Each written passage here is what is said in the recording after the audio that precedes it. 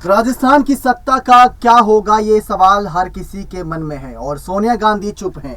लेकिन सीपी जोशी के पास पहुंचे बीजेपी विधायकों ने बवाल मचा दिया। जी हां, उन्होंने साफ कहा कि सरकार गिर चुकी है, जो सरकार अल्पमत में है उस सरकार का बने रहना कोई फायदा नहीं देता।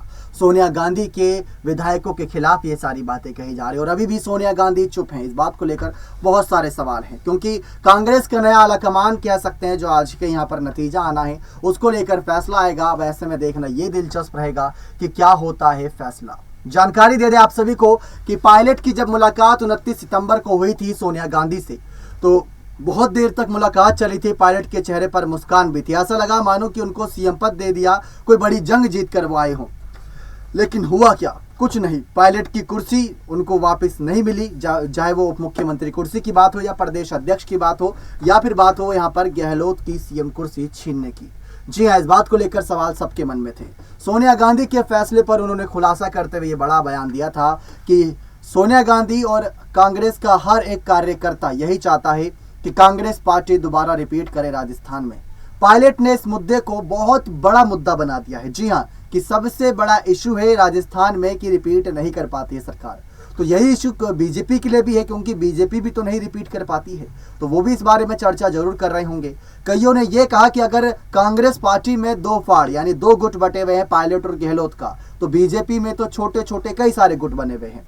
पायलट ने यहाँ पर यह भी बयान दिया कि जितने भी युवा हैं उनको युवाओं को लेकर भी सवाल किया गया और सीएम पद को लेकर भी सवाल किया गया कि क्या सीएम का चेहरा बदला जाएगा। तो पायलट ने इस बारे में जानकारी दी कि 2023 के चुनाव में अभी 12 महीने का समय बचा है, तब तक इंतजार करें। यानी कि अभी यहाँ पर तमाम समर्थकों को इंतजार करना होगा कि राजस्थान की सत्ता बदलती है या नहीं बदलती है। लगातार सवालात यही हैं और इन सवालों का जवाब आने वाले वक्त में किन हालातों को ध्यान में रखकर दिया जाएगा, ये देखना दिलचस्प होगा। लेकिन गौर करने वाली बात है कि कहीं सोनिया के फैसले से पहले सीपी जोशी कुछ फैसला न सुना दें, क्योंकि अब उन पर दबाव बनाया जा रहा है। जैसे कि अचानक से ही कल की यहाँ पर खबर ले लें, बीजेपी के विधायक पहुंच गए यहाँ पर सीपी जोशी के घर, और सीपी जोशी के घर पहुंचने के बाद उन विधायकों ने ये कहा कि अगर उन्होंने इस्तीफा दे दिया तो सबके सामने इस्तीफा दिखाएं, और अगर नहीं दिया है तो आपसे जो इस्तीफा का पेपर दिया गया था उसको वापस लेकर जनता से माफी मांगे कर।